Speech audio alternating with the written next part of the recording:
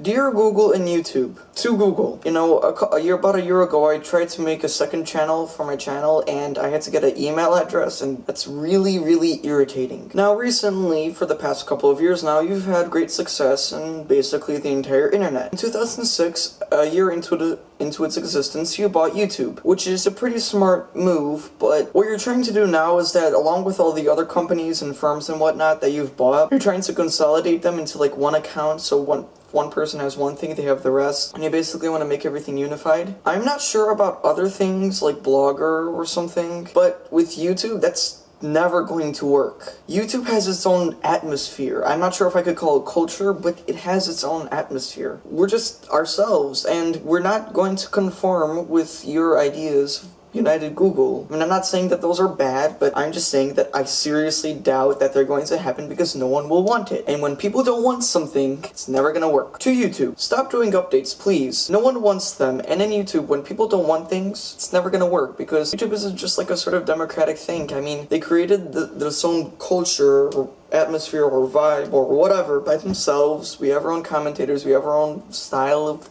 doing things. Granted, you may say that people don't know what they want, and when you give it to them, it'll be better for everyone. But when after like 5 updates, people have been posting parodies, and some of the most popular videos on YouTube are parodies of your upgrades, take a hint. We don't want these updates. It makes them more confusing for us, and really, we just end up more upset with them, and we just tolerate them. We don't like them. We tolerated it because we need to. My central message to you guys is that YouTube just does its own thing and we just regulate it ourselves, and you guys should attempt to embrace that and listen to what we say, and that way we'll be more happy with YouTube. You guys will have like customer satisfaction and whatnot, and it'll just make things happier for all of us. I'm not trying to be offensive, this is just a suggestion, and from what I could tell, this is just sort of the opinion that's going around YouTube right now. Sincerely, Cat Off Films.